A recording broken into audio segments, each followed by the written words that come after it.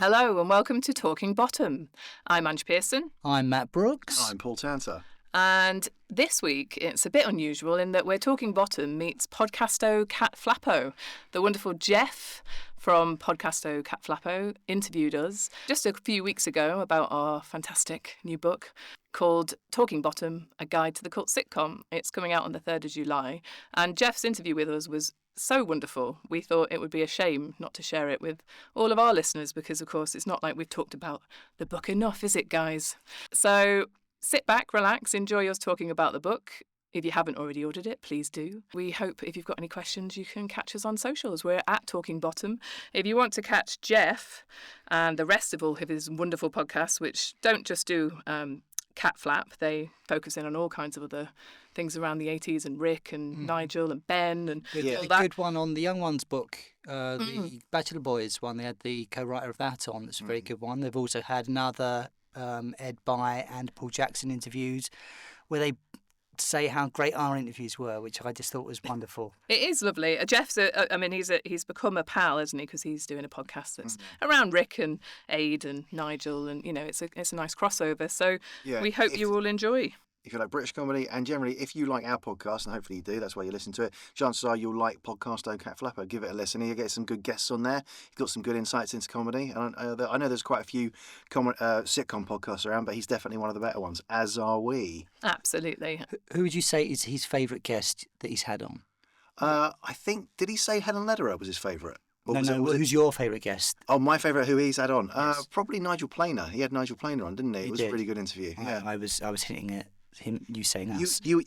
Sorry. Honestly, I thought you were trying to catch me out in a trap there and trying to the way you said that made it seemed like you thought, oh, I'm going to catch Paul out. He's not listening to the podcast. So no, Nigel Planer. I was a bit jealous of that because we've wanted Nigel for a while, haven't we? But we'll stop blathering on. We'll let Jeff take over, and then you'll hear the nonsense from us about our book coming up shortly. Thanks, guys.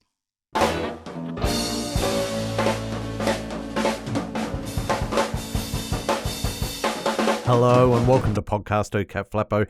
I'm your host, Jeffers. Hi.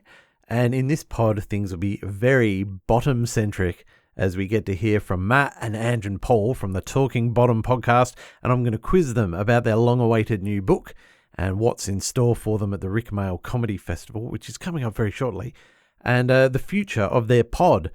So the regular listeners to this show might know that Talking Bottom was a direct inspiration for this podcast. I'd been enjoying all their interviews, all their chats about each episode of that show. And then they went on hiatus to write the book, and that was around the end of 2021.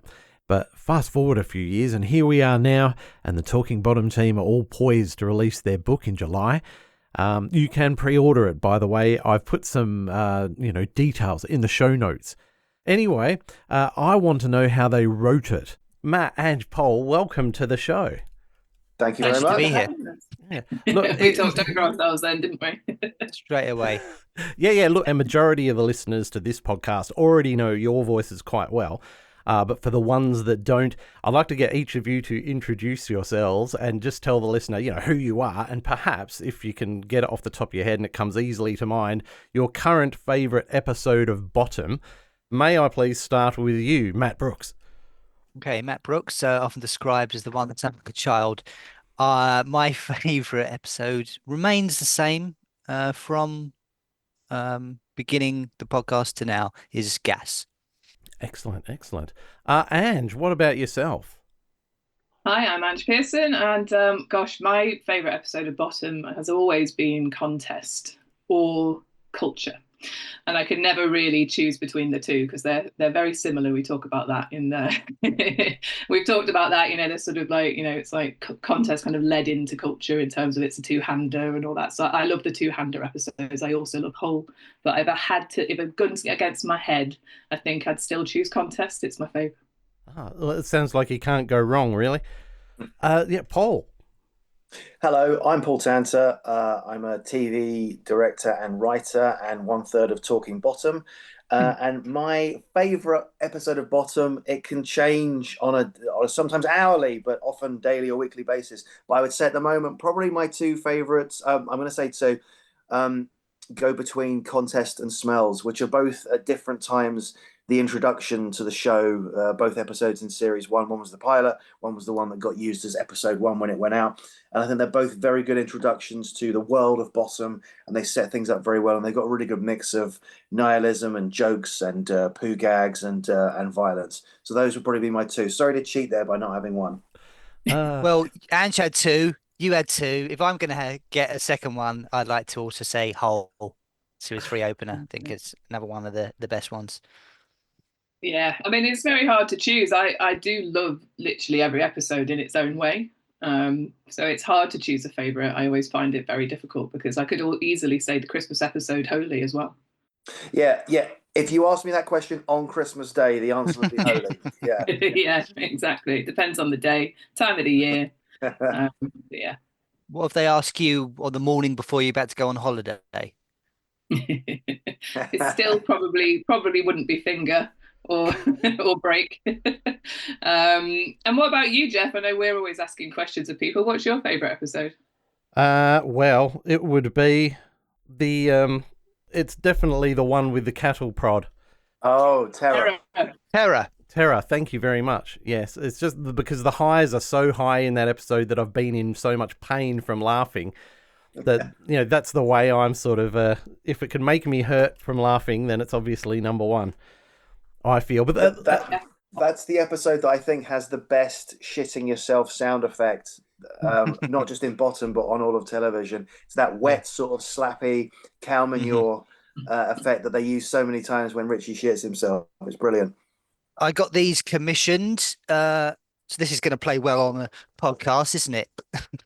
But so I'm holding up Richie and Eddie pop vinyl figures or in the Halloween outfits there.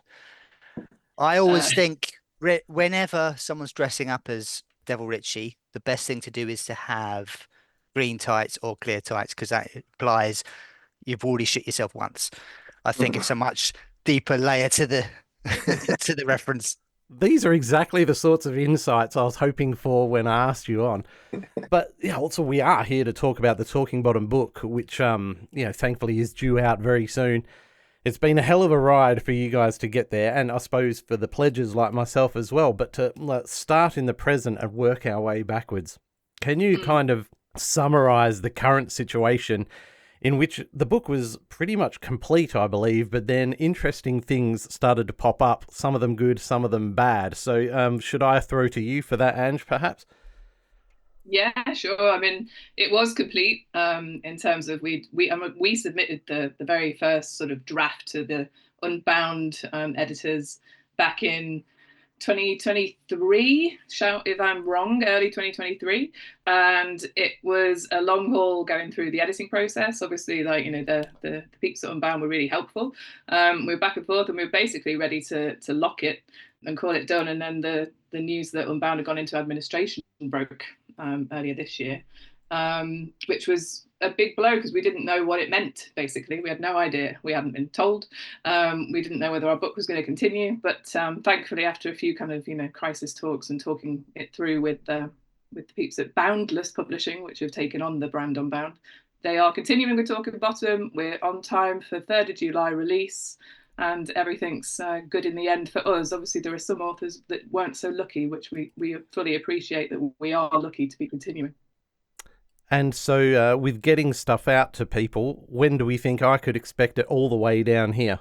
Well, thanks for backing us all the way from Oz. And that's great to hear. Well, yeah, I don't know with the postal system, to be honest, Jeff, but it'll be winging its way to you from the 3rd of July. Oh. Unless you want to come over to Hammersmith and pick it up on the 3rd of July at the book launch we're holding in the Ram pub for anyone who's listening who wants to come and pick up their copy. We're going to be doing a whole day in the afternoon there. That was a genius bit of pluggery, by the way. Well done. And then there was the delay, obviously, because you had that opportunity to get material from the Bottom exposed, stuff that didn't make it to air. Now, is this right? I'm sure it is. And what a thing to be delayed by. Yeah, we were quite fortunate in that it was well timed, because we were very happy with the book. We'd done a lot of research, and we had stuff based from the podcast and rewatches, and we'd done a lot of research at places like BBC Archives and online stuff, and a lot of older interviews, both radio and TV, that Rik and Ade had done. But then we were offered very kindly an opportunity to appear on the Bottom Exposed documentary that Studio Crook was doing by a great producer called Adam McLean, and he asked us to come along and kind of be the voice of the fans, if that's it. Basically everyone else on there was like a comedian and famous, or they'd appeared in Bottom or something. We were the only people on it that we'd never heard of. And we were sort of there as, I guess, because we'd done the Talking Bottom podcast, as, the representative of the fans. And we struck up a good relationship with Adam. And while we were doing it, we asked if we might possibly be able to get sight of the other interviews that the other guests on the show had done. And he said, look, I can't show them to you, but, and this was even better, I can just give you I can let you see the transcripts of all of the interviews. So this wasn't just what they used on TV, just what went out in their edit. It was everything that the contributors had said on camera. And he was very kind enough to share that with us. And this was essentially a great treasure trove of new interview information, with not just Ade, which was kind of like the big cherry on top, but with a lot of other actors, some of whom we had interviewed before, but we'd only had maybe an hour with, and other actors who we hadn't had the opportunity to interview, like Paul Bradley and a few other people. So it was a really good opportunity to get a lot of new information, a lot of new first-hand interview stuff, especially from Ade, that we'd not previously been able to get. And so at that point we thought, right, it's worth delaying the book slightly. We know people want it as quickly as possible, and believe me, we want people to have it in their grubby little hands as quickly as possible as well. But this really will, this is like elevate it. Yeah, this is going to elevate the book so much, and it's worth the delay. And thankfully, we're now in the position where we've got that, and the book is going to be out. So although it's been a bit of a journey, and people have been very patient in the main, sticking with us, we really think the book is better for that. And for that, we really have to thank Studio Crook, who did the documentary, and producer Adam McLean, who really, he went above and beyond for us there. He didn't have to, and he did. Absolutely. Didn't it feel like gold dust? I remember I was having a really bad day at work when I received your email, Paul. Oh, we've been offered to come on this documentary about Bottom. Like, what? That doesn't sound real. Yeah, well, they were very appreciative of us, because a few months before it happened, that Adam had reached out asking for some information, sort of some background information on Bottom, in order to help them get it commissioned by UK TV. And because we'd helped them with it, and with a few little unseen things that they were able to use in like a pitch deck to the channel, that was what helped get it over the line, I think. Well, I'm not saying we helped them get it over the line. I think the fact they got Adrian Edmondson put it over the line for them. But I think they liked that we helped them. And so they were very kind back to us. And so, yeah, it was as Matt said, it's elevated the book and given it something that we didn't have before, and made it that little bit extra special. So we're very grateful for that. And we got to be in the documentary as well, where they had set up like a replica or a very good mock-up of Rik and Ade's flat, which we got to piss around on before we did our interviews, and it was wonderful. We got some pictures there. Got some pictures there that have been all our screensavers for our laptops, I'm sure. It's definitely my one. I can't say what mine is, everyone. Go on. And just to, I'll point the listeners in the direction of one of your own episodes from the podcast, where you were able to not only talk about that, as you have just done here, but your own reactions to Bottom Exposed as well. So, go along and listen to that episode, dear listener. It was nice, the actual channel as well, plug that podcast episode. So it's like, oh wow, great, that's really nice. And on that subject, can I thank you for the kind words you've said about our podcast, particularly on the interviews with Ed By and Paul Jackson. For their very much, it could easily be that we'd be perceived as rivals, but you were like, these guys spoken to Ed By before, and I must say it's like one of the best interviews about him I've been able to find. It's something along those lines, and I just remember really smiling when I heard that, so thank you very much. Just a quick question to clarify, how many years ago did the podcast kick off, and was it always the mission from day one to write a book and that was your vehicle to get the info, or did it start as a podcast and this just bloomed out of it? And so, Paul, what's your take on that? I think we started the podcast in 2018, end of 2018, beginning of 2019, something like that. And it's always been a very much like a home setup thing. Like we do it either in my place or Angie's place, and we set up around a dining table with microphones. And at the beginning, we were still learning, and like when we learned very quickly to sit a lot closer to the microphone. But I think it was 2018, 2019, something like that. It was 2018. I've just looked it up. Okay, but we never had a sort of set plan for it. We knew that we wanted to make a podcast that was about Bottom and that was an appreciation for and like a sort of tribute to Bottom, kind of with not like gushing fan service, kind of with a slightly critical eye where you come at it and you're honest about it. And if no one listened to it, at least we would know that we did something that we really wanted to do and we were proud of. And so we did it, and we did the first series, and it got a good bit of traction and it got a good response from people. And so we kind of carried on from there. We never had a set timetable for it or anything. It's kind of been sporadic over time. We did a series on series 2, one on series 3. Then the next one was the live shows and the film. And then in the 30th year of the anniversary of Bottom, we did a sort of special series, which was themed ones, some sort of things like the costumes and a Dark and Gross universe and one on Waiting for Godot. And we also did a load of like bonus interviews with people who'd worked on Bottom, cast and crew of Bottom. And we called them the bonus interviews. And I think really for most people, the interviews were as a fan myself, I want to hear people who worked on Bottom talking rather than these three fans wanging on about their own opinions. But it was a good. They kind of went out, very well in tandem. But there was never an idea from the beginning. Oh well, this will be the basis for a book. It just sort of came about naturally. There were things we found interesting when rewatching Bottom and in the discussions with each other that had come out. And from that, I think we just kind of thought, well, you know what? There's not been like a sort of definitive guide to, a compendium of information about, and also something that a really devoted fan would read, or say like a sort of casual comedy fan might pick up and want about Bottom. And we thought, well, if anyone's going to do it, we should do it. We were the first ones to do a podcast about it, so we should be the first ones to do a book about it. So we pitched it to Unbound, and they liked it. And it just kind of went from there. And I think I don't think that's any.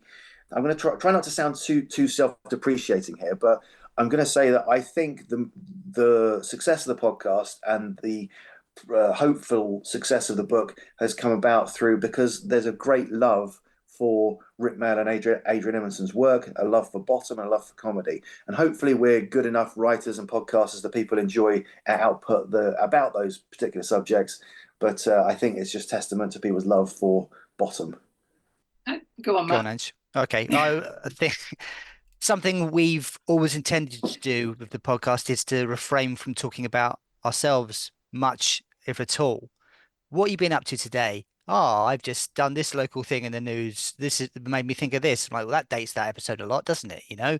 We've always wanted to focus it on Bottom and keeping it on that. And for me, it was definitely a want to remember Rik as well. Obviously, we started after Rik had died, like, not immediately. We kind of made a joke about that, but we met through our shared love of Bottom. And I'd like to think that people listening potentially kind of connect with us, talking as friends and fans of the show in that affectionate way. Since we all lost Rik, I think one of the things that drives me forward with it, and certainly when we were spending hours writing the book, researching, was that loss that we had with Rik. And it's that I want the world to remember him as affectionately as I do. And that's a big part of the reason for me wanting to do it, was to sort of celebrate Rik and Ade. Of course, we still got Ade, which is fantastic, obviously, but it's that kind of desire to celebrate someone who's gone and all the laughter they gave.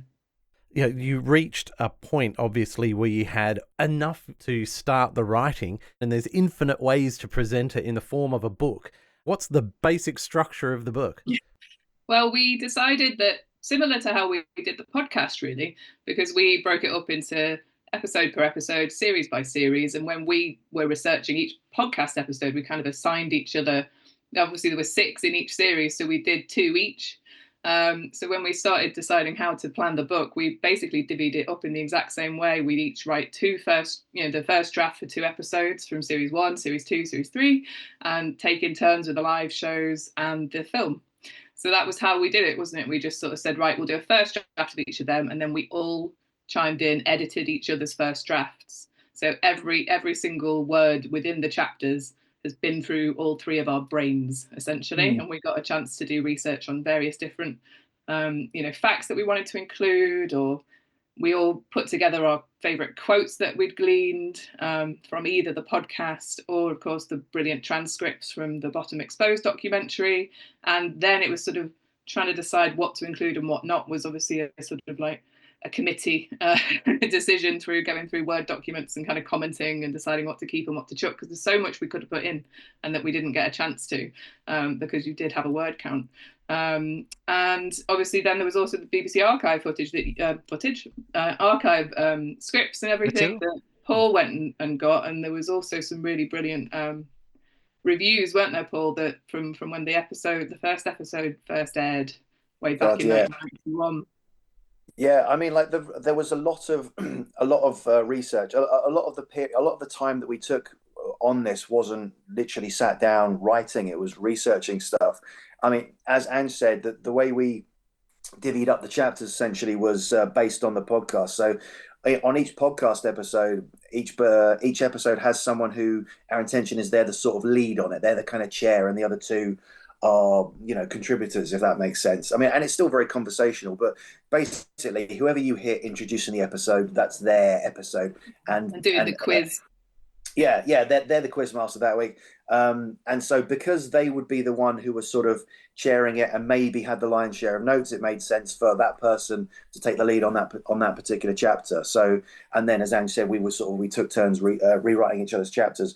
But for the research, there was our initial thoughts and observations based on the podcasts, and there was we spent a lot of time looking online at historical sources, interviews, both written interviews and radio ones and TV ones that both Rik and Ade had done, plus just rewatching the old episodes and shows and films and the transcripts that we had. But yeah, there was the physical stuff that we got. I was very fortunate. I went to the BBC Archives. There's a wonderful place which is just a treasure trove of information. You tell them in advance the kind of stuff, the things that you're looking for, and they pull out all the pertinent information for you. So I told them I wanted stuff on Bottom, and also just because I wanted to see what they had as well, I asked to see the Young One stuff, and there's a whole load of stuff there as well, which could form the basis of another book and another podcast. But the stuff they had there for Bottom, it was great because it's fed into a lot of our writing, especially on Contest. They have draft scripts, early draft scripts that Rik and Ade wrote specifically for Contest, the pilot episode, where you can see you've got draft 1, draft 2, and draft 3. And then you've got the shooting draft, the camera script. And through those, and we talk about this in the book, you can see the evolution of the writing, Rik and Ade's writing, from the first draft through the second, through the third, where they're refining jokes, maybe pop culture references that, become a bit more nuanced or a bit more recognizable, things that maybe might not work in a studio setting that get taken out. What was good about that was that actually sort of chimed in with we'd been able to acquire a few first draft scripts that had been part of like a sale of Rick Mail's stuff that had gone out through an estate sale, and so we had those as well. We got draft scripts of Apocalypse, which the original title was The Death Bottom, and also early draft script of Smells, which begins with a totally different scene that they never filmed, because it begins with them in a taxi on the way home from a night out, unsuccessfully trying to attract women, and the scene features Eddie at one point on the roof of the taxi as it goes around a corner trying to cling on. So it was great to sort of do that level of research and see, the evolution of the scripts and the writing and that kind of thing through it. That's something we learned, that Mr. Sex appeared in an earlier draft in the end scene as well. And we were lucky enough to be able to tell the actor in our interview with him, "Oh, did you know you were meant to be in the end?" And he was like, "No, I didn't know that. I'm furious." It's not how the exchange of information is supposed to happen, is it? It's supposed to be them telling you revelations and having your mind blown. But that just is its testament to the research. And we should also mention, sorry, Jeff, that we also had bonus chapters as well. I forgot to say. We decided we wanted to do some extra information and research to what we'd done on the podcast. So Matt took the lead on writing the Godot chapter. It's called Waiting for Bottom. And then I took the lead on writing a kind of deep dive into Galton and Simpson's influence on Rik and Ade's writing, and obviously Hancock's Half Hour and Steptoe and Son, because it's like one of my favourite subjects is kind of comparing their their influences on that. And that's called Bottom, That's Very Nearly an Arseful. And Paul took the lead on two, actually. You did the introduction, didn't you, Paul? And then also the final series that never was Bottom Series 4. So it was great to kind of expand on what we talked about in the podcast episodes and put it all in one place in that way. One bit of information I think we just glossed over as well from the researching and with the archive stuff, we were able to find a bunch of clippings from newspapers reviewing the first episode as it went out. And let me tell you, you can see the funny side in it now, but it's sort of like someone slagging off your best mate, reading those scathing reviews. It's quite funny as well. Paul, have you got some good to go? Yeah. Just to back up what Matt says there, it's amazing, right? Like, we grew up with Bottom at an age where we didn't read the newspapers. And so I would have just assumed, because Bottom is my favorite show and I think it's genuinely great writing, that the reviews would have been amazing. But the reviews were largely, I don't want to say scathing, but they weren't kind. And even the ones that were kind would often couch up their compliment in a kind of a bit of a dig as well. But for example, okay, so we've got the Mail on Sunday said, Bottom began on Tuesday and will go on for 5 more weeks because I can see no way of stopping it short of another Gulf War shoving it out of the schedules. And we are unlikely to get that lucky. Imagine the Three Stooges without the sophistication. Try not to imagine what it's like inside Mail and Edmondson's head. The Observer just said, a brief quote from the Observer is, Bottom is the kind of thing that gives lavatorial humour a bad name. And there is more. There's more in the book. I mean, there's quite a few more in the book. I'll give you an example of one where they end it on a compliment, having basically slagged it off for a lot of it. This was the Evening Standard on the 18th of September, 1991. In half an hour, we had vomit, dildos, flavoured condoms, glued on underpants, and shaved tongues, as the pair assiduously scraped the bottom with both barrels. It was an entertainment of deplorably low preoccupations, yet, on the whole, extremely effective. Having personally always resisted the minuscule appeal of Edmondson, that's a bit shitty. I was surprised by how much I like him in Bottom. His line about eating the lard, I'm hungry but I'm too drunk to cook, was delivered so brilliantly that I laughed for ages. So he ends on something nice, but he had to that is such a classic reviewer thing, though, is to like take out a really funny line and kind of like claim it as their own. Do you know what I mean? Like within a review, I've been guilty of it myself when I've been to watch shows in the past. But it's like, I'm going to just tell the jokes in my review and say, actually, that bit was good. But yeah, like the minuscule comic appeal of Edmondson is a really, really biting, barbed comment, isn't it? Like that means he didn't like the young ones, so he clearly doesn't know what the hell he's talking about. Yeah. Well, I'll give you the last line of one more. Sunday Express. Bottom has no socially redeeming features, and I laughed like a drain for the full half hour it was on. That was a surprise to come across those because the BBC has quite a good clippings archive of the reviews when reviews go out for their shows, they try to harvest them as best they can. So yeah, it was amazing to see how generally sort of scathing and slightly sort of sniffy the critics were, and yet even when they liked it, they still felt they had to give it a bit of a dig. And as you can imagine, and I'm not playing one-upmanship here, very, very similar for Catflap, and possibly more so. I think it left a scar on Ben and Rik in some ways, to be perfectly honest with you. But Nigel comes out smelling like roses because everyone's slagging off Catflap, but they're all praising Nigel, and it's just, that's the way it is. Very, very different character that he played, wasn't it? So it kind of makes sense. Oh, it was deserved praise, there's no doubt. You guys were able to, in a way, take what each of your passions was and run with it in a chapter or so, because you're working against a word count. So I guess I'm asking, there would have been things you left out that maybe you agonized over. Well, we did go over the word count, I think, didn't we? Then they were like, yeah, sure. I think, am I right with that? I think we did. I think we kept it fairly within the bounds, because they give you sort of I think it was like a span of, I don't know, 80,000 to 120,000 or something like that, and we're definitely we didn't go over what was like ridiculous, I think. So thankfully that was, but it was just deciding what to keep and what not, really, that was the difficult part of it.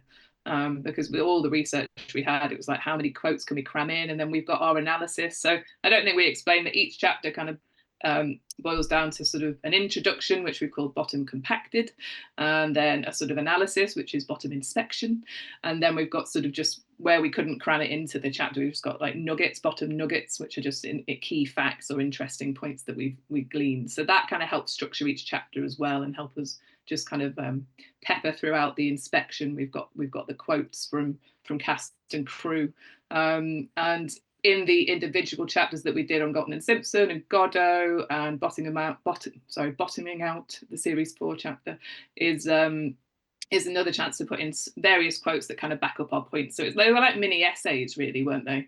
That we've approached it like. They're not huge. It didn't feel mini. It felt very, very long. But yes, I get your point. Yeah. But in terms of trying to keep to a tight word count, and take stuff out, when we were going through the edit process, we would sort of try and pare down things just to make it as tight as possible, really, but still giving the same information. So rest assured, there's no great factoids or nuggets that we left out, because if it was good, it went in. But we just did our best to kind of like make the writing as tight as possible. As they say, brevity is the soul of wit. Yes, being as tight as possible is important. Yeah.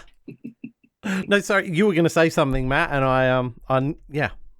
Something that I think the editor flagged as a potential worry was that the book was going to sound like it's been written by three voices shouting over each other and kind of clamoring for dominance. But it doesn't. It has, oddly, through the editing process, fused into a kind of weird three-headed monster. There's one bit when reading through it that I specifically remembered writing.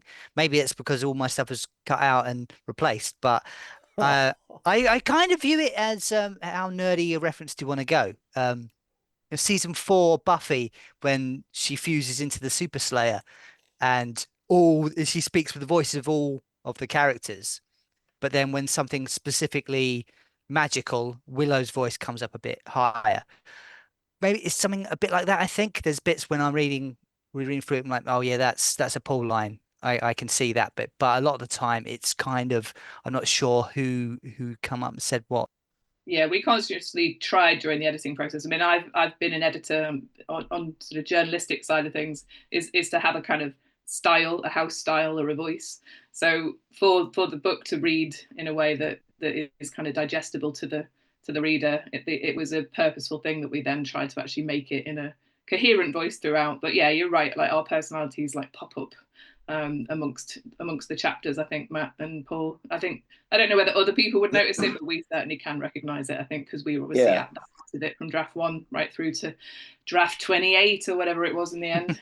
Yeah, in the Guest House Paradiso footnotes, there's a dig at BAFTA in there that's definitely from me. Yeah. It's amazing how you get these benefits from having the three of you, right? So I know you had an editor, but in a way, you're your own editors. You've got those other two sets of eyes on it, right? And that's a huge benefit. But I hadn't thought of, as you've just brought up, the risk of the three different voices. But when it comes to the actual structure of it, it sounds like you didn't even need to take any inspiration from other things. I mean, did you look at any books that are, either favorites of yours or just out of interest and say, okay, that's a nifty idea. Maybe we should incorporate a similar thing to structure our book? Do you know what? And this is not me trying to say, oh, this is a completely unique book and there's been nothing like it before. But there are comedy books from shows. I mean, most people would know, like the Bachelor Boys book of the young ones. This isn't that, because we didn't work on the show and we're not trying to go everything in here as a joke around the show. And there are kind of there are academic essay books, that published by the BFI and that kind of thing, and they'll cover films and TV shows and sometimes sitcoms as well. And I don't know, maybe there are some other like guide to sitcoms, out there like this, but if there are, I don't know what they are. And we didn't I sort of had a brief look to see if there was anything that we might take as inspiration. But then I thought, if there's only one out there, then what we don't want to do is go, well, this is the template, we need to copy that. So we kind of did what we did with the podcast, which is we just kind of knew a fair idea of what we wanted to do, what we wanted to cover, and the structure we wanted to take, and we just went from there, really. Yeah. So we didn't really try. I've never read another guide to a sitcom book in this way. Because I don't know what they are. No, I haven't read them because I don't think they do exist. This kind of like mixture of kind of like fan love for a show, critical analysis, and then, you know, sort of factoids that, you know, will be interesting to the fans, but then like a kind of deep dive into certain elements of it. I would love to read it on more sitcoms and shows that I've enjoyed over the years. So that was one of the reasons we wanted to put it all into a book, was so that it was there for people to access, and it was the kind of book we would want to read. Because I don't think those kind of books do exist. I mean, there's some brilliant ones from the League of Gentlemen that, you know, like you say, Paul, they sort of put them out themselves, and there are all kinds of wonderful photos and bits and little, you know, jokes, basically, like really funny things in there. But how to be a complete bastard. Remember that? Have you read that one? Yeah, by Ade. Emerson.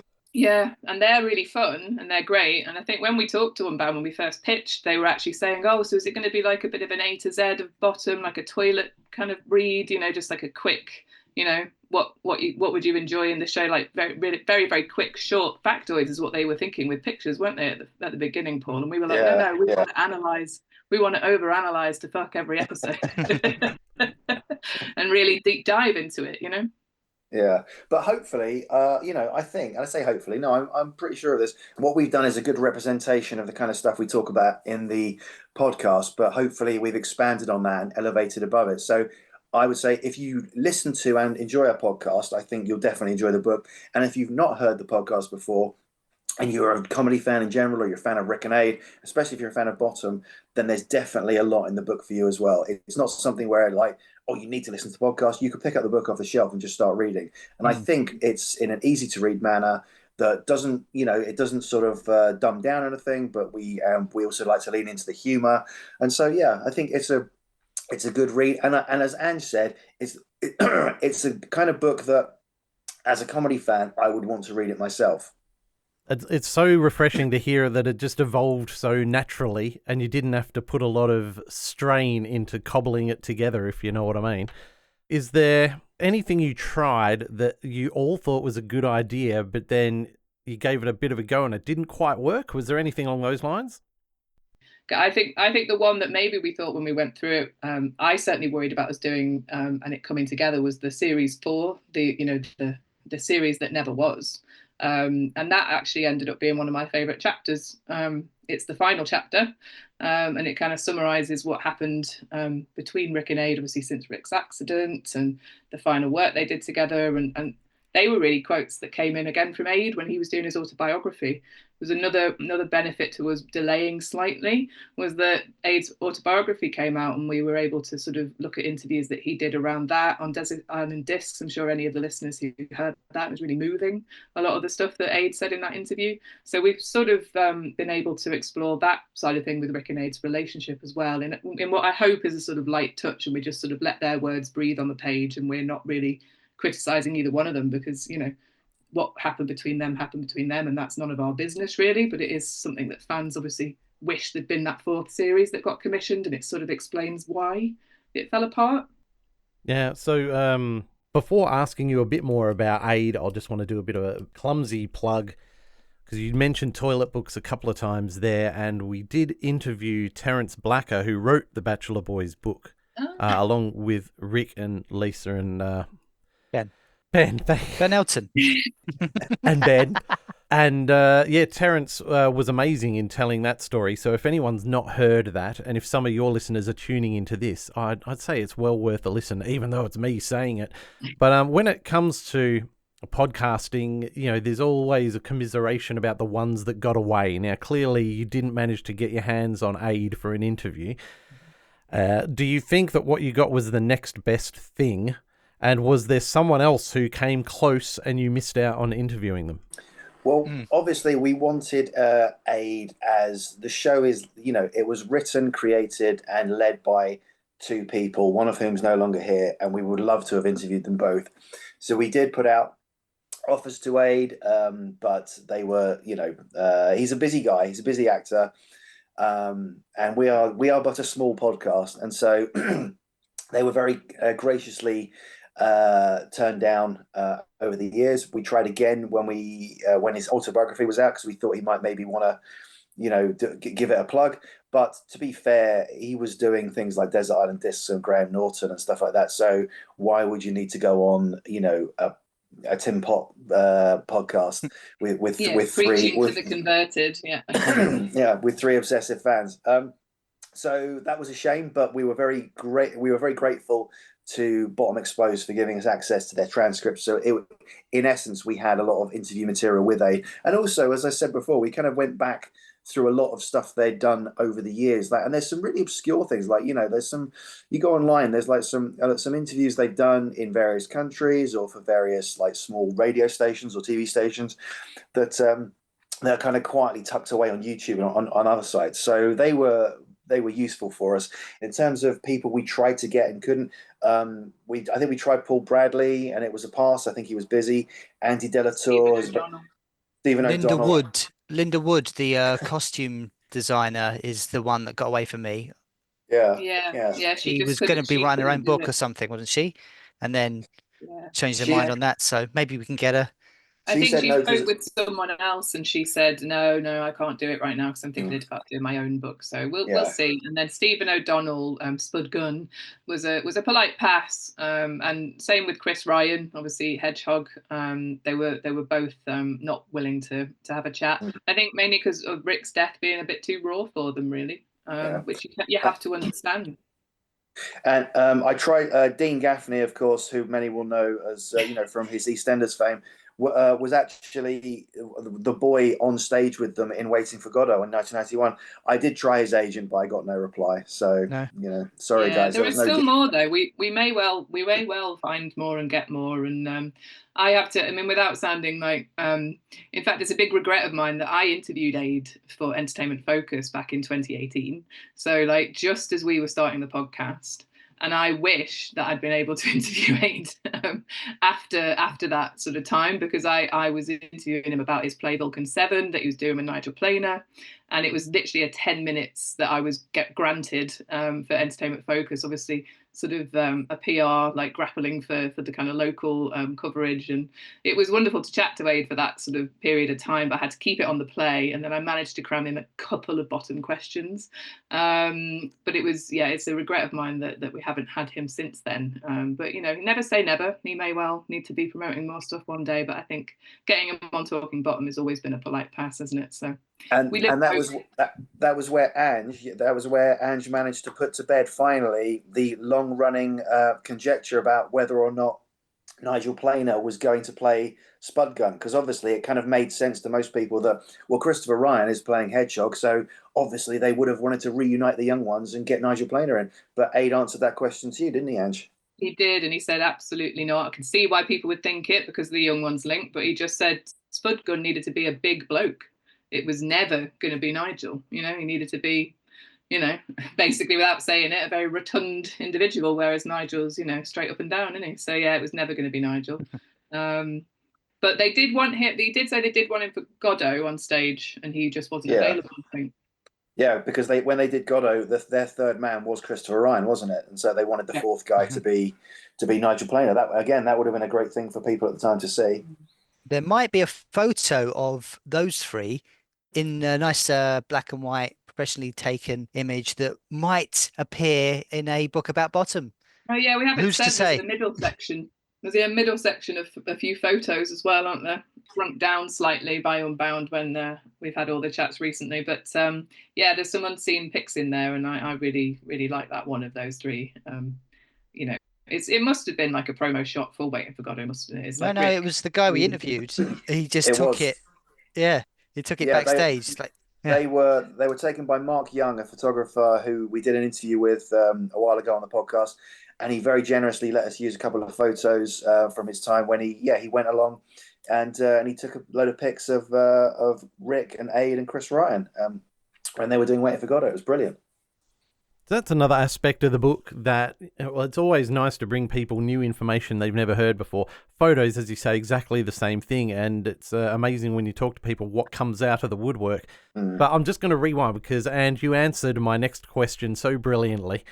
Do you see a future to the podcast after the release of the book? And it sounds like yes, so I'm very pleased about that. So, good stuff. And you've also covered to a certain extent things you enjoyed learning about Bottom over the podcast during the writing of the book. And I'd love to hear from each of you, perhaps starting with you, Matt, about is there a favourite thing that you learned over the course of the podcast and the book that stands out in your mind as, I'm so glad I learned that and it's made me very happy? Well, for some reason, the one that comes to mind, it's a really silly one. In Accident, when Richie goes upstairs, I'm in the cupboard, that bit. And then he goes down the stairs and you see a shot of him in the wheelchair speeding down those stairs. That's a stuntman. Now, that same stuntman is the guy who did the jump in GoldenEye off the dam, which is still one of the most famous stunts done on film, and at the time was the most expensive stunt, or the most money given to a stuntman for a single stunt. Same guy, but I guess that's just a very common thing. It's jobbing stuntmen, isn't it? That would be doing all kinds of things, so like something absolutely huge and amazing like Bottom, or something naff like Bond. Who's who's to say which one's better?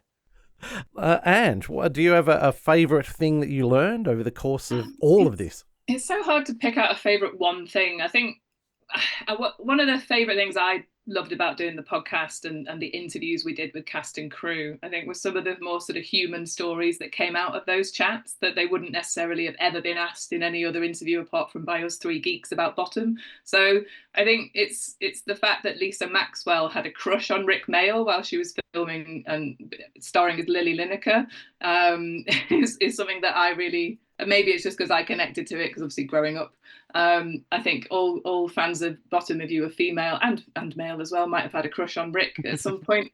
So the idea, because when you watch that episode now, for me, it's like you can really see how Lily Lineker's kind of laughing and joking with Richie in a way that you can see there's a chemistry between them. And so the fact that she said, like, well, I have to admit, I had a raging crush on Rick Mayall while we were filming, which was very hard to hide. Like, I really like that little nugget. And there was other ones as well, like Rob Llewellyn talking about how he'd actually couldn't stop laughing in rehearsals with Rick when he was doing his whole thing with the up the leg and doing the various like pervy sounds as he goes up the leg to undo the wooden leg in Parade, and Rob was being told off by Ed By for laughing during rehearsals because he was like, Rick was just so funny. He managed to keep it together on the night of the filming. But yeah, I love those kind of like little tidbits of humanity that where it's like, yeah, imagine if you were acting opposite Rick, how could you not laugh? So that's, I think those I've snuck two in like I did earlier with the episodes, but yeah, I find it really hard to choose just one. We're gonna have to keep an eye on that. Paul, have you got one? Oh, if it's all right, I'd like to sneak a couple in if that's okay. For fuck's sake, I hate going first. Don't worry, I'll make them quick. Don't worry. So as I said, we did the research into the different drafts of Rik and Ade's work, and through reading their first, second, and third drafts, one of the things that we learned and that I found really interesting was just how good the quality was from the first draft onwards. That there's so many things that they left out, that they took out, that they cut, that other sitcoms that is better. There's so much stuff that they took out that is better than the stuff that is used in other sitcoms. I'm not naming any, I'm not slagging any off, but what was evident from studying their writing process was the sheer quality from the first draft onwards. It was amazing and a testament to their writing.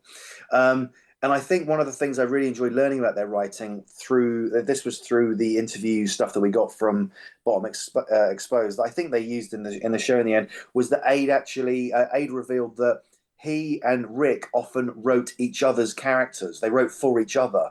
And that was something they really enjoyed doing. And he even said that he felt in a way they were kind of in love with each other's characters. And that was a really interesting thing because I hadn't known that. You kind of always think an actor and performer and writer who plays a specific character and is very closely associated with it would just write their own one. But no, it was interesting to learn that those guys wrote each other's characters. I thought that was very interesting. Yeah, definitely. Go on, Matt, you can have one more. All right. Something that came out from talking to the people that worked on it, something that I would never, ever, ever have guessed is how nervous Rik was just before they'd go on for a recording, which, Yeah. such a confident man, such a big show-off type, extroverted guy, but still has that little human moments. And there's some things that Lee Corn said in the series 3 episode, though, the Yeah. one that he's in, where there was a little moment in between setups or takes when it's done by a studio in front of a studio audience, so there wouldn't have been much downtime. But Rik quietly said to him at one point, "No, is this still funny? Is this any good?" And Lee was like, "Well, of course it is. What are you talking about?" So that he'd still had that, I don't know, very human doubt was, yeah, something I learned from it. And you wouldn't guess, Yeah. would you? Shows he cared. Shows he Mm. really cared about it, doesn't it? I've heard that he wanted like draft after draft and making it as funny as he could be. And I think to be a writer and a performer, like, you want to be the best you can be. And if you let that slide at any point, that's when it stops being good, right? So he Yeah. wanted to check. He wanted that kind of, is this good? And I think Ade said something similar as well, didn't he? He said, they're going out every night with a first new show, thinking this is the night they're not going to laugh. This is the night we're going to be rumbled, about the live shows in particular. And I do think that's incredible as a performer. It must be like a bit of self-doubt will creep in occasionally, even though we as fans are like, we loved everything that they did. But there are obviously moments where you're putting something together, it's brand new. You're gonna wonder whether it's actually hitting the same quality as the stuff that's gone before. Well, that's right. And hearing stories like that, as if we didn't love these guys enough, it just makes them more relatable. Yeah. And this puts me in mind of the Rik Festival, which I swear I'm going to talk about in a moment. You mentioned the episode with Ed that you did. At the very end, he very cheerfully says, "All right, let's go to the pub." Now, did you go to the pub? Yes, we did. Well, the bar outside the studio. So it wasn't an actual pub; it was a little cafe thing. I think We had a they did beer. beer as well. But yeah, we did hang out for And about we, an hour.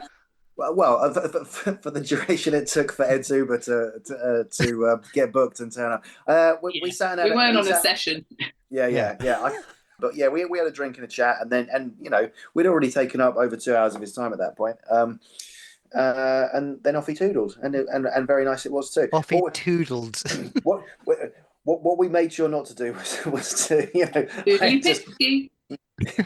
Red Dwarf we, fans out there will know that. yeah, we made sure we didn't drop our cool persona at any point and reveal what absolute horrible nerds we are and start bombarding him with Red Dwarf questions or anything. Because believe me, I could have done that as well. Would you want to bring up how that came about? You ran into him at a event, didn't you, Paul?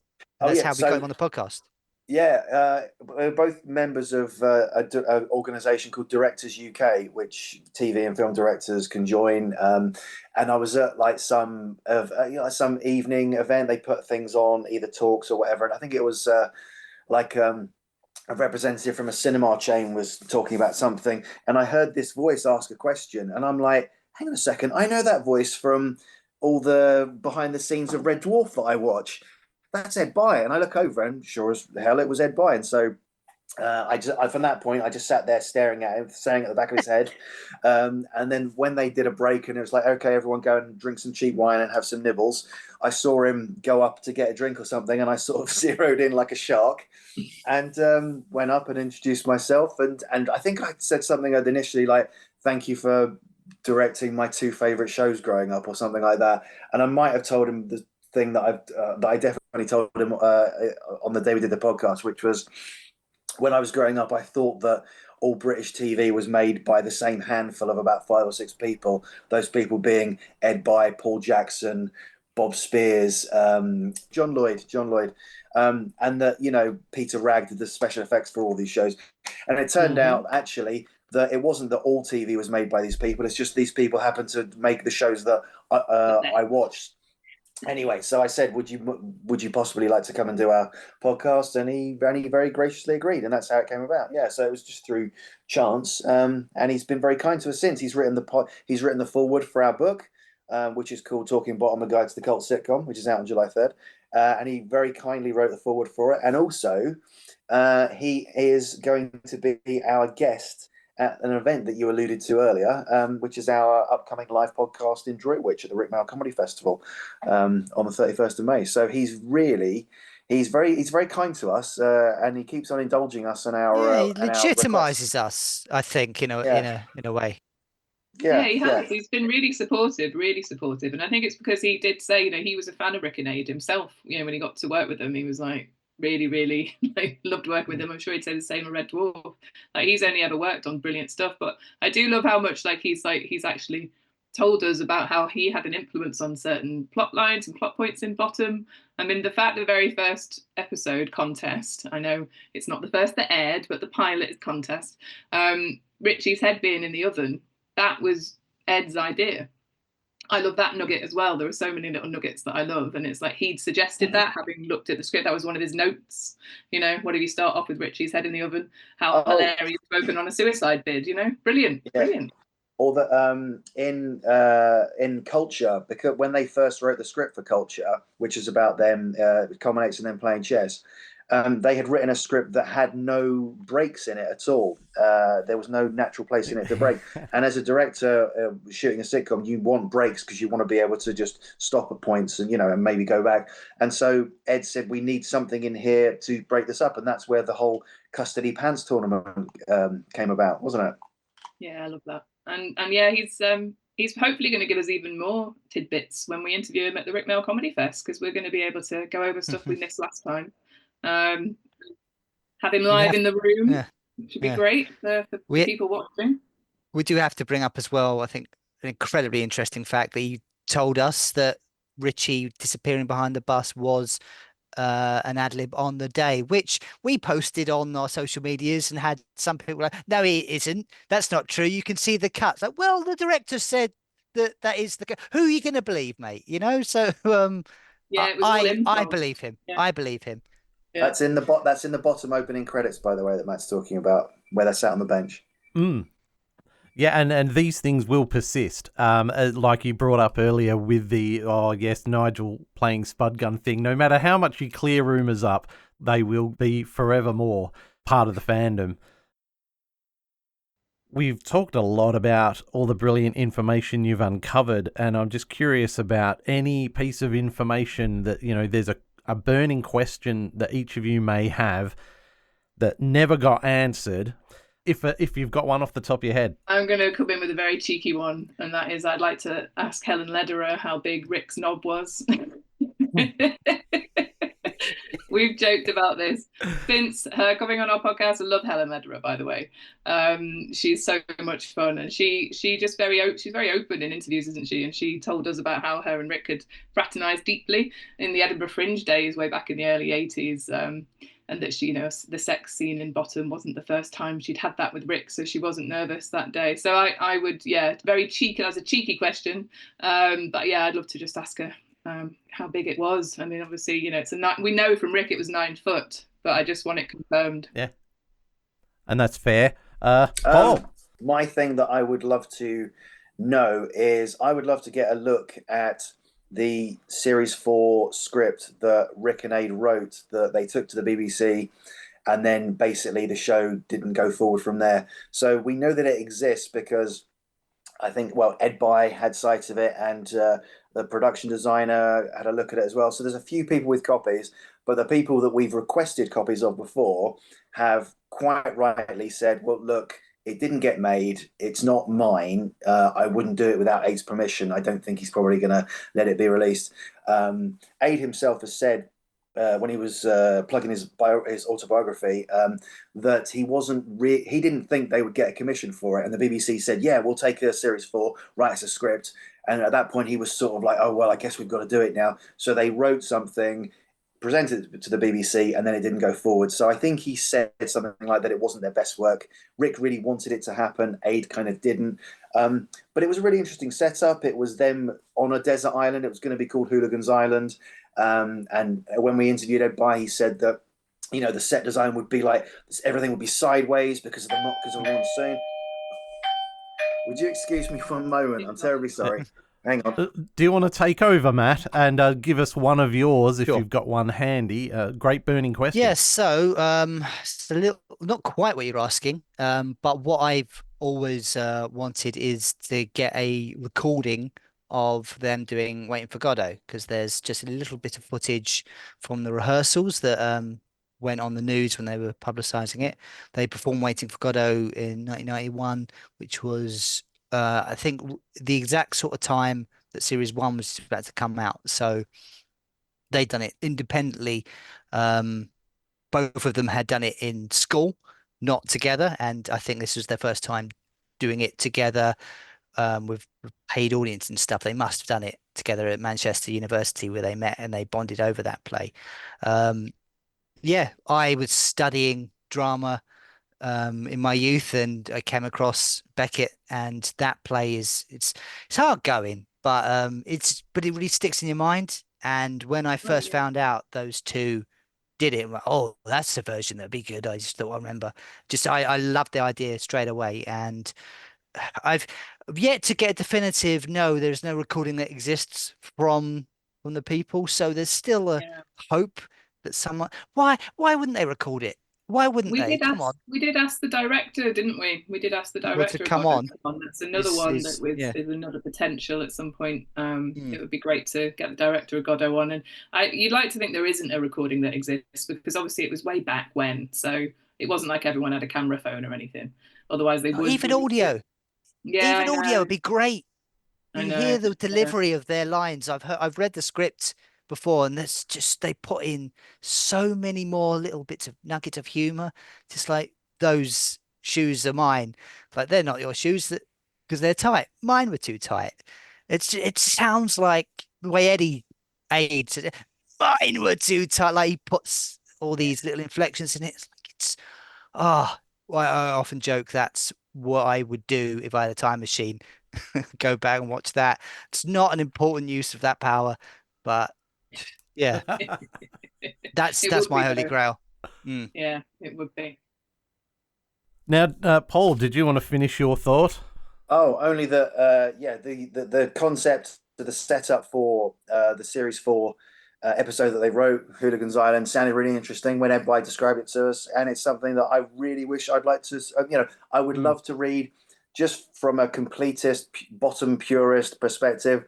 I would go into it tempered by the knowledge that Ade has said he doesn't think it's their best work, but I'd really just love to see what they wrote for it, you know? Don't you find it annoying that him saying on the documentary, oh, it wasn't actually that good, then describes an episode that sounds brilliant. Yeah, yeah, and bear in mind that, as I said earlier, they took stuff out of drafts one and two of other scripts that was so good that could have gone into anything else. So I wonder if he's being naturally self-depreciating there, and most bottom fans would look at what they did write and go, well, this would have been brilliant. I guess we'll never know. Or or would it be like Bottom Line 5, where it's kind of a bit more like the greatest Mm, hits yeah. and just catchphrases? So, what's going on with the Rick Festival? When are you on? What's happening? Plug away and then tell us what you're gonna So do. we're on Saturday, the 31st of May at, I think, 3 p.m. at the Norbury Theatre. It's sold out very quickly, but I think the festival held a few tickets back, so there might be a few available now if people look online at the just Google Rick Mail Comedy Festival. And we are, as we said, interviewing a Bottom Series 1 and 2 director and producer, Ed Bye. He's going to be on stage with us for just over an hour, and we're going to be finding out more about his work with Rik and Ade and his time shooting the show and all sorts of things. We're gonna line up some questions from fans in advance. If people can email them to us at 11mafekkingparade@gmail.com, or if you tweet them to us, then we'll probably see them. And we're going to do a few little extra things, such as one of the one of the draft scripts I told you about earlier that I acquired from the sale of a few of Rick's things.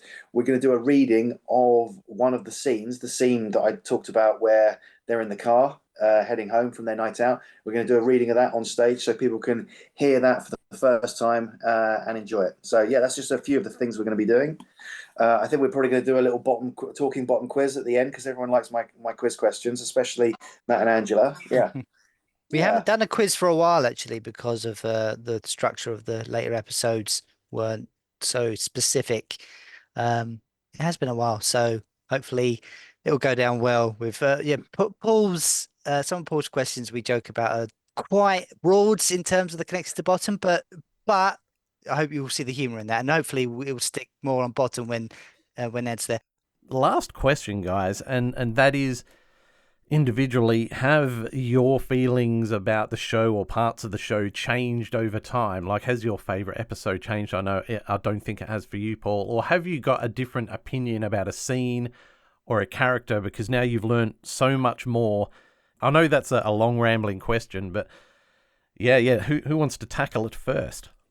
I found myself appreciating more Series 3. When we did the podcast, I may have been a tad too scathing of Series 3, which I've always thought has had high points, mainly being Hole, the first episode, Up the Ferris Wheel, and then Terror, the Halloween episode. Those two are very, very good episodes, but I was probably a bit harsh on the other stuff. And revisiting it for the book and doing the research into it and all that sort of stuff, I think I came to appreciate it on a new level. I still think my favorite series are 1 and 2 because for me I prefer it where it's a bit more sort of nihilistic. Over the third one, you can see the influence that they've taken from the live shows. You know, the audience reaction at the live shows, and it's a bit more pantomime-y and a bit more cartoony, but it's got its own charm, and I understand why for a lot of people Series 3 is their favorite, and I came to appreciate it in a new way. So I was probably a little bit harsh on it when we did the podcast, and I've come to like it more now. Series 3 is probably the most violent of the series. Would you think? Oh, I don't know. Is it? I mean, if it is, it's a slightly more. I mean, the cartoonesqueness is ramped up, isn't it? You've got legs being cut off with chainsaws and then being sewn back on. Cartoonesqueness is a fantastic phrase. Thank you very much. But you know how, like in the first series, like Richie falls off a ladder, he breaks his legs. He's now in his legs are in casts, you know. And then if you break them, they're going to hurt again. Whereas in Series 3, they get chainsawed off.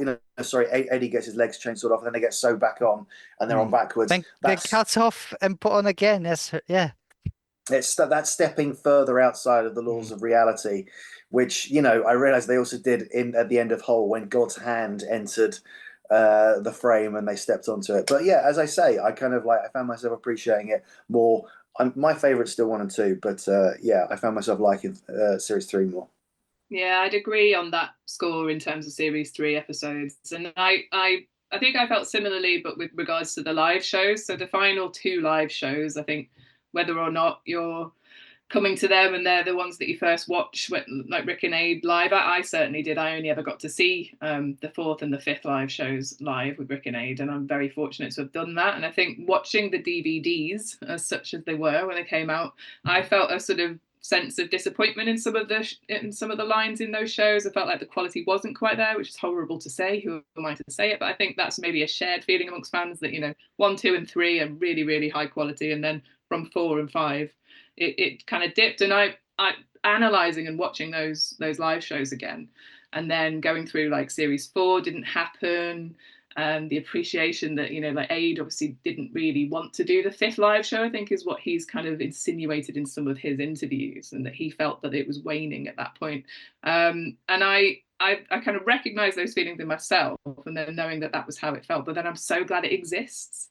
Like watching those final, that final tussle between Rik and Ade on stage. They do sort of have a bit of a, it's like a karaoke bottom thing where they do the same song about their pants at the end of the live show 5 as they do in the 4th one. And yeah, I don't know. I think it's just really nice to. I previously didn't really rewatch them, so it was nice to go back. Have to actually watch them, analyse them, and there are some really funny lines in there, and Rik and Ade are in their element in front of a live crowd, which was where they started and how they should always be remembered. So it's nice to see them live in the room and enjoy those later ones as well.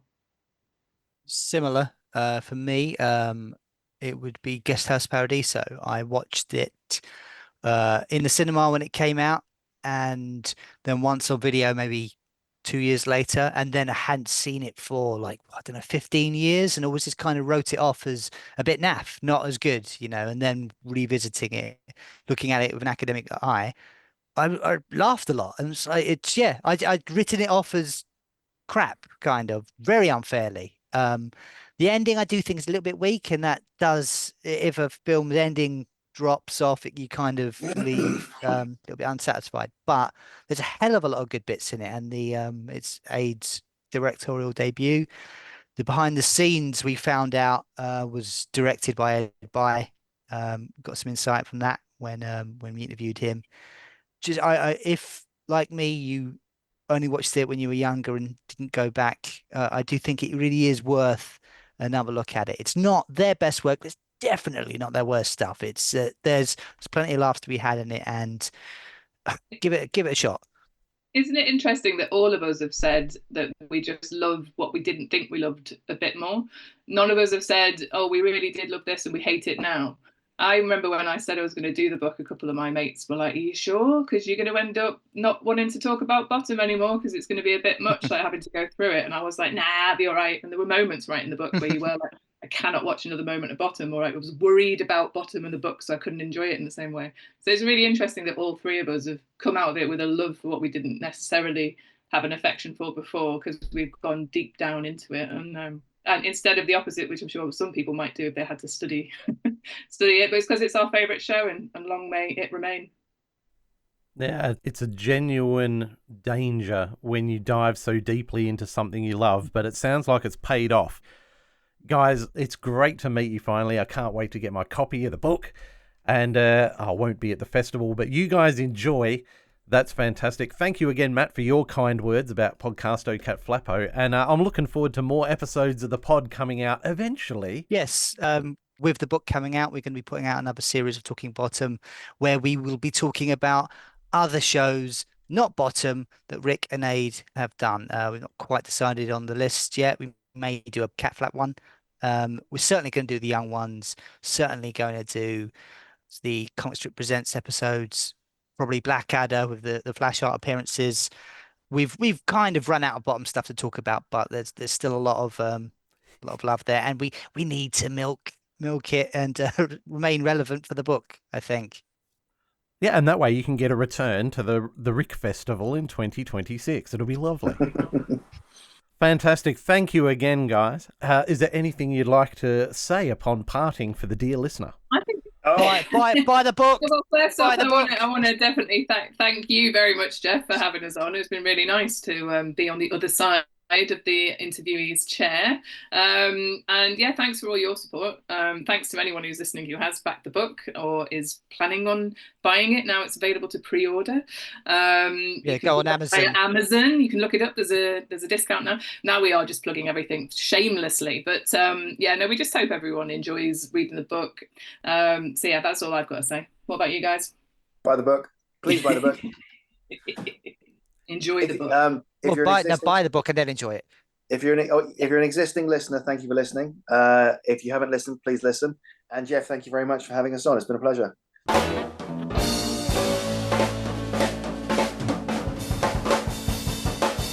And that was Podcasto Catflappo, our interview on it with the wonderful Jeff. And if you want to listen to Podcasto Catflappo, Ange, where can we find them?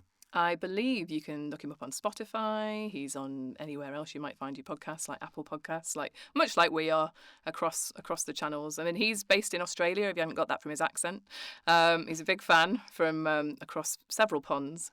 But look him up. He's on all of the sort of socials as Podcasto Catflappo. Excellent. And now we'll see you next week for our next episode. Bye. Thanks for listening.